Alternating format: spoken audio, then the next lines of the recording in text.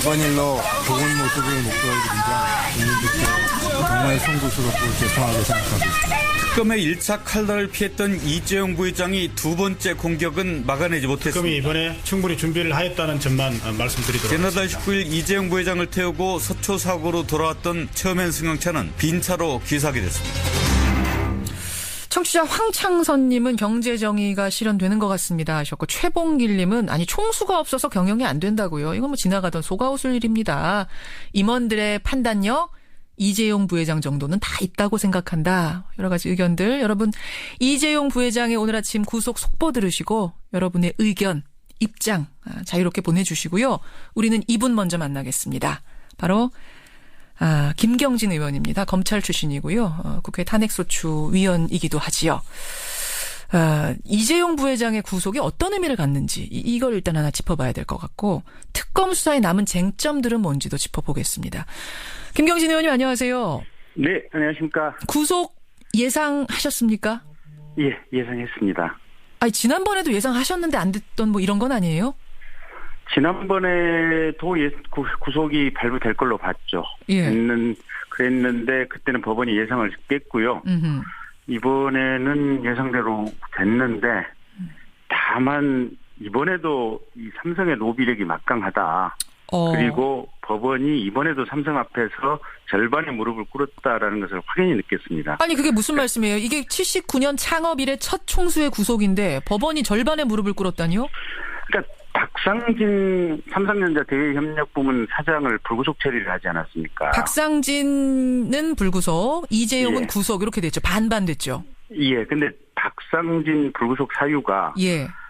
그 내부에서 의사결정에 관여하는 위치라는, 결국은 이제 실질적인 의사결정을 이재용 부회장이 다 했고 박상진은 그 밑에 부하기 때문에 불구속한 것이다. 지금 이렇게 읽히는 상황이거든요. 예.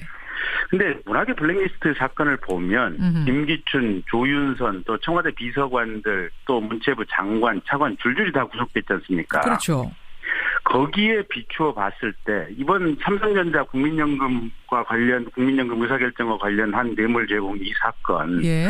결국은 간신히 이재용 부회장 한 명만 구속을 했고 그 배후에서 이재용 부회장을 도와주고 증거인멸을 하고 예. 실질적으로 뇌물을 제공했던, 이런 협력을 했던 사장단들, 예. 미래전략실의 간부들에 대해서는 특검에서 알아서 영장을 청구를 하지 않든지 또는 청구된 영장에 대해서라도 법원이 기각을 했거든요.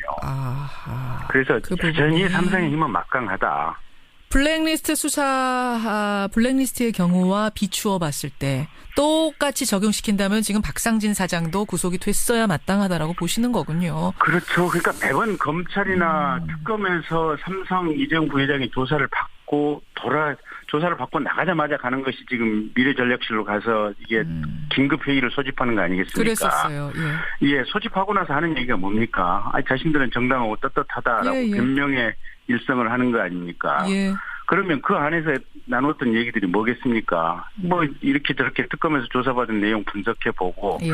이 정도 증거는 이렇게 숨기고 인멸을 하고 이러면 법정에서 무죄 판결로 가는 어떤 대응이 가능하니까 이렇게 메시지가 나갔으면 좋겠습니다라고 협의를 하는 과정들이거든요. 그렇죠. 결국은 그 장충기, 또 박상진, 최지성 이런 분들이 이재용 부회장을 도와서 전체적으로 증거인멸을 하는 주범들이라고 봐야 됩니다. 알겠습니다. 그 부분에 있어서 지금 반 정도는 무릎 꿇었다. 그렇지만 어쨌든 이재용 총수, 이재용 부회장은 구속했습니다. 지난번에 못했던 거 이번에 했습니다. 이번엔 할 수 있었던 결정적인 이유, 핵심 이유 뭐라고 보세요? 결국은 국민들의 뜨거운 마음이죠. 국민이요? 예. 국민 여론? 그러니까 여론이라기보다도, 그러니까 여론이면 이게 이제 올바른 여론이냐 아니면 잘못된 여론이냐 뭐 이런 가치평가의 문제가 이제 또 별도로 들어가 있으니까. 그렇죠. 결국은 이 재벌들에 대해서 똑같은 어떤 형평성 있는 사법적인 어떤 판단을 구하는 국민의 뜨거운 마음, 이렇게 표현을 해야겠죠. 그러니까 이재용 부회장을 구속시켜라 이런 게 아니라 적어도 형평성에 맞게 공평하게 재판해 주십시오. 판단해 주십시오. 한정석 판사님.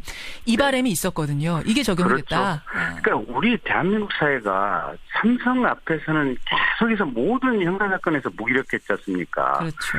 그 삼성 에버랜드 전환사채 사건만 해도 십몇 년을 끌어서 공소시효 만료되는 날 간신히 검찰이 공소제기를 했었거든요. 예, 예.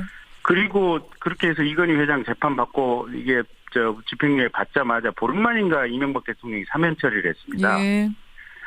그런 모든 과정이 이 대한민국 건국 이래에 얼마만큼 이 재벌 권력의 최정점에 서 있는 삼성에 대해서 예. 대통령 권력, 사법 권력, 검찰 권력 모든 권력들이 얼마만큼 무기력했지 않습니까? 그 트라우마를 국민들이 가지고 있는데 예, 예. 지난번에 이 조희연 부장판사 영장 기각하고 나서 예. 그날 아침에 저는 국민들 어깨를 출근하는 국민들의 어깨를 봤는데 예. 어깨 쪽지가 쭉 쳐져 있었습니다. 아하. 근데 오늘 아침에 인터넷 댓글 아침에 한 6시쯤부터 올라온 것을 보니까 예.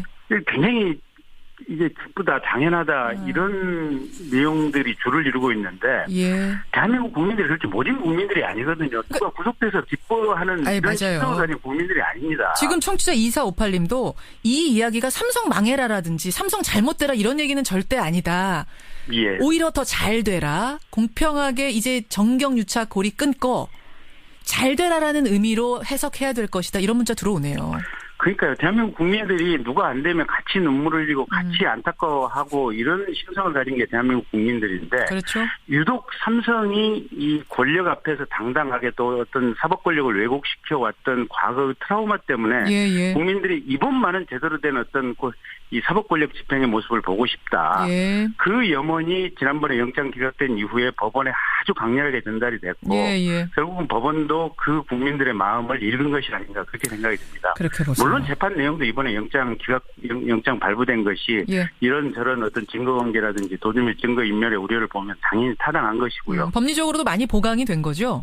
예, 그렇습니다. 근데 대통령 대면 조사는 결정적으로 못했거든요. 그거 상관없었습니까?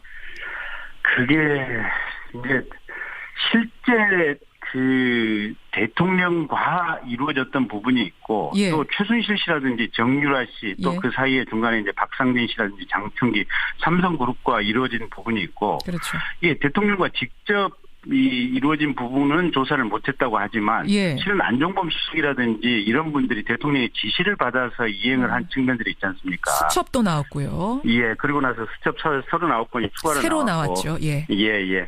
그래서 그런 부분을 종합하면 대통령 조사는 못했다고 할지라도 예. 이 증거관계는 충분히 보강이 됐다. 그래서 영장을 발부할 만한 사유가 된 겁니다. 근데 그러니까 경제계 안팎에선 이런 얘기도 나와요. 구속해서는 안 된다. 특검이 억지 죄명만 추가했다. 특히 뇌물 공여죄 성립시키기 위해서 새롭게 추가한 게 있는데 그게 뭐냐면 중간금융지주회사제 도입시키기 위해서 삼성이 금융위에다 로비했다. 이거는 굉장히 현실성 떨어지는 주장인데 억지로 끼워 맞췄다. 어떻게 보세요? 글쎄요. 일단 지금까지 재벌들이 사법 절차에서 이런저런 많은 특혜를 받아왔다고 하는 것은 전 국민이 다 알고 있는 사실들이고요. 예. 특히 이번에 지금 공정거래위원회 관련해가지고도 최초에 지금 공정거래위원장은 1,000만 주를 처벌하라고 삼성에 권고를 하라고 얘기를 했었는데 예. 갑자기 부위원장이 안종범 씨 쪽에 전화나 얘기를 받고 청와대 쪽에 전화를 받고 그게 500만 주로 급격히 줄였다는 거 아니겠습니까? 예. 그래서 그 지시를 받은 공정거래위원회 서기관이 자기가 봐도 이거는 위원장이 이렇게 있는데 부위원장이 갑자기 청와대 전화 왔다고 500만 주를 줄여주라고 하는 것은 이건 나중에 봐도 큰일이 나겠다 싶어가지고 수첩에 그 과정을 꼼꼼하게 기록을 해놨다는 거 아니겠습니까? 그렇죠. 예, 그래서 그런 잘한 어떤 수사의 소소한 맥락 아주 뭔가 변론을 할 수 있는 소소한 맥락을 문제 삼아서 이게 불구속돼야 된다라고 주장을 하는 것은 예. 이게 지나치게 그냥 한쪽에 알겠습니다. 주장을 하기 위한 주장이라고 알겠습니다. 한 것이고요. 특검이 영장을 청구할 만하니까 했고 또 법원이 발부할 만하니까 발부를 한 것이고 예. 이 발부를 방어하기 위해서 그 유능한 전직 검사장 출신 또 전직 법원장 출신 변호사들이 얼마나 많이 붙었습니까? 그럼에도 그 사람들 안 된다. 논리로도 방어를 예. 못한 거 아니겠습니까? 김경진 의원님.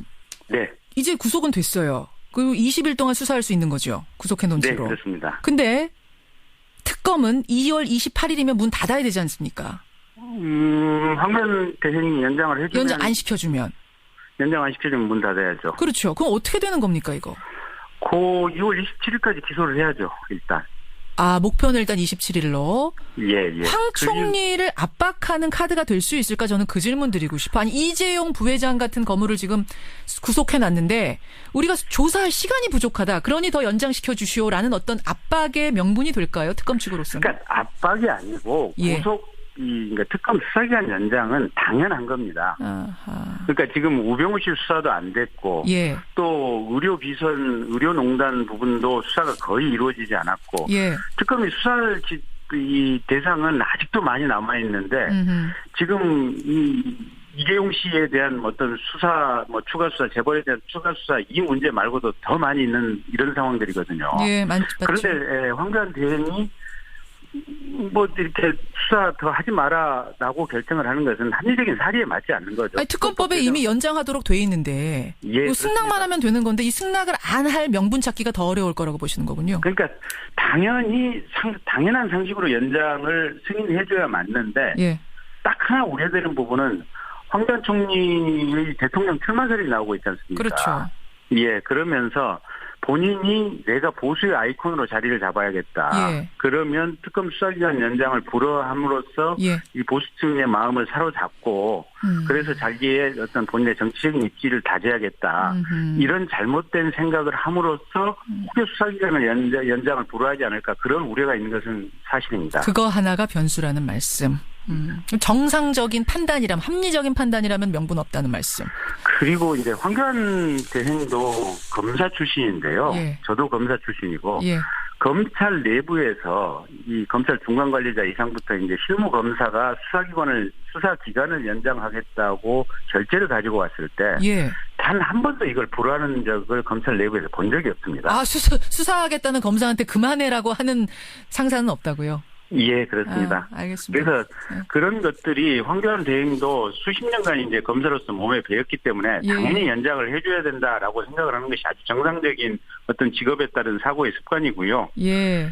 만약 이번에 거부하시는 거면 기록 세우시는 거네요? 검찰 역사상? 그렇죠. 그건 이제 본인의 욕심을 드러내는 전 단계라고 봐야죠. 여기까지 말씀 듣겠습니다. 김경진 의원님 고맙습니다. 네, 고맙습니다. 국민의당 김경진 의원이었습니다.